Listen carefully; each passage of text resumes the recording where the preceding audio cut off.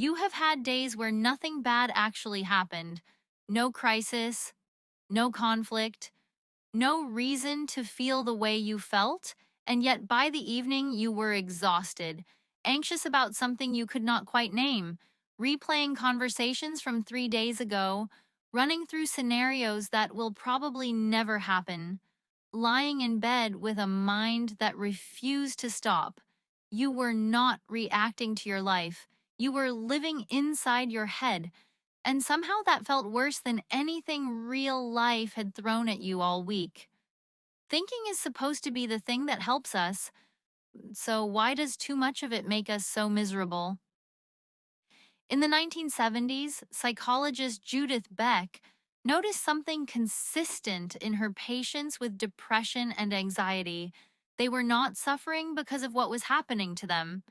They were suffering because of what they were telling themselves about what was happening. And more specifically, they were stuck in loops. The same thoughts circling, the same conclusions repeated, the same version of events rehearsed until it felt like reality. She called this rumination, and decades of research since have confirmed what she observed. Rumination is not thinking, it is the simulation of thinking.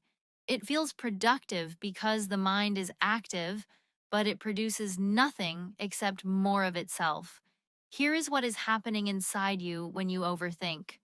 The prefrontal cortex, the part of your brain responsible for planning and analysis, activates. But instead of moving toward a solution, it begins looping. It rehearses the problem, it imagines outcomes, it evaluates risks that do not yet exist. And with every loop, the amygdala, your brain's alarm system, reads the mental activity as evidence that something is genuinely wrong. So it sends more stress signals, which creates more anxious thoughts, which creates more looping. You are not solving anything. You are generating the feeling of a problem, even when the problem exists only in your mind. And the more intelligent you are, the worse this tends to be. Higher cognitive ability gives you a more vivid imagination, a greater capacity to simulate futures, a sharper eye for what could go wrong. It is a gift that becomes a liability the moment it turns inward with no clear task to complete. There is also something called the default mode network. It is the brain's background activity, the mental noise that runs when you are not focused on anything specific. Researchers have found that people who report lower well-being spend significantly more time in the default mode network, mind wandering toward the past or the future, rarely landing in the present. The unhappy mind is almost always somewhere else. So what actually interrupts it, not more thinking, that is the trap. Trying to think your way out of overthinking is like trying to calm a fire by adding more wood.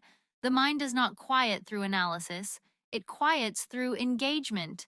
Research consistently shows that activities requiring focused present moment attention, physical movement, creative work, real conversation, anything that pulls the brain toward a specific task in the here and now, reduce rumination faster and more effectively than reflection alone. There is a second tool that sounds almost too simple: naming what you are doing. Studies in effective neuroscience show that labeling a mental state in words, saying to yourself, I am overthinking right now, activates the prefrontal cortex in a way that reduces amygdala activity. You are not suppressing the thought, you are observing it from a slight distance, and that distance is enough to interrupt the loop.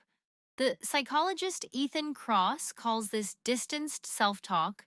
Instead of asking, why do I feel this way, you ask, why does this person feel this way, referring to yourself in the third person. It sounds strange. It works. Because it breaks the merger between you and the thought. You stop being the thought and start being the one who notices it. You are not your thoughts.